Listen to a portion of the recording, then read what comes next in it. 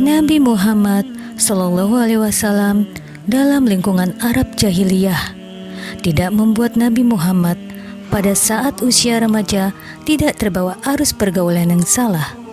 Sebaliknya, beliau banyak merenung dan menyibukkan diri dalam pekerjaan.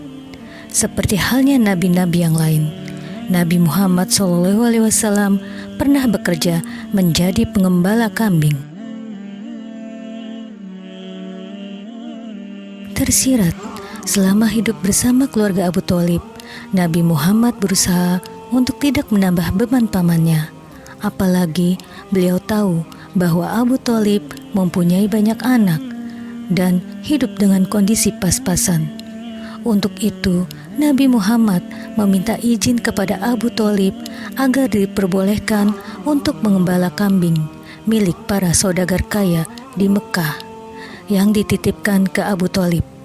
Tidak hanya itu, Nabi Muhammad juga belajar ilmu perdagangan kepada pamannya Abu Thalib. Pada umur 21 tahun, Nabi Muhammad mulai berdagang.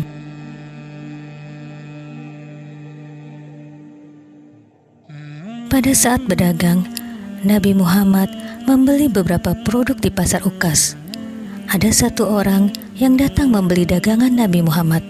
Orang itu dari luar Mekah.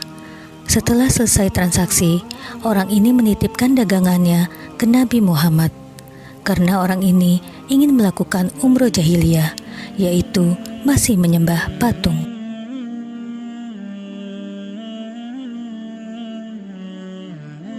Pada saat orang itu selesai umroh, orang itu langsung pulang ke rumah. Orang itu lupa mengambil dagangannya yang dititipkan tadi di Nabi Muhammad. 3 hari kemudian, orang itu baru ingat dia menitipkan belanjaannya ke Nabi Muhammad. Jarak kampung orang ini ke Mekah 3 hari.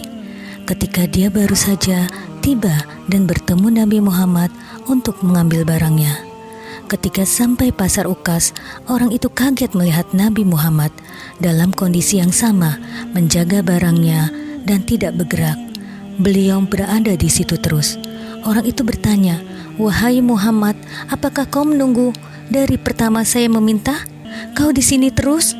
Nabi Muhammad SAW menjawab, "Iya, saya di sini karena engkau meminta saya menunggu." Karena kejadian itu, keluar julukan Nabi Muhammad sebagai Al-Amin atau orang yang paling bisa dipercaya.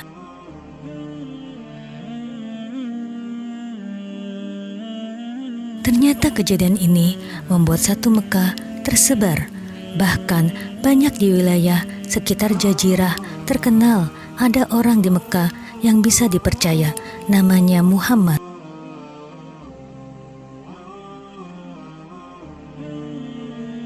Akhirnya, orang-orang Mekah termasuk Khadijah pada datang dan mengamanahkan titipan-titipannya ke Nabi Muhammad.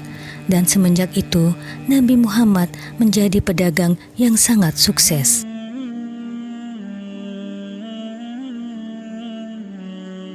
Salah satu strategi dagang Nabi Muhammad SAW adalah membawa barang dari Mekah, lalu dijual di Syam.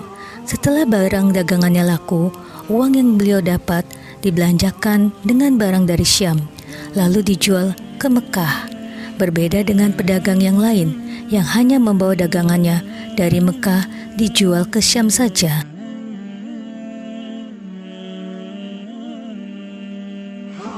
Itulah akhir kisah Nabi Muhammad ketika berdagang. Semoga kita dapat mengambil hikmah dalam cerita ini dan semoga bermanfaat bagi kita semua. Amin. Nantikan lanjutan kisahnya. Sesungguhnya para pedagang pengusaha akan dibangkitkan pada hari kiamat sebagai para penjahat, kecuali pedagang yang bertakwa kepada Allah, berbuat baik dan jujur. Hadis riwayat Tirmizi.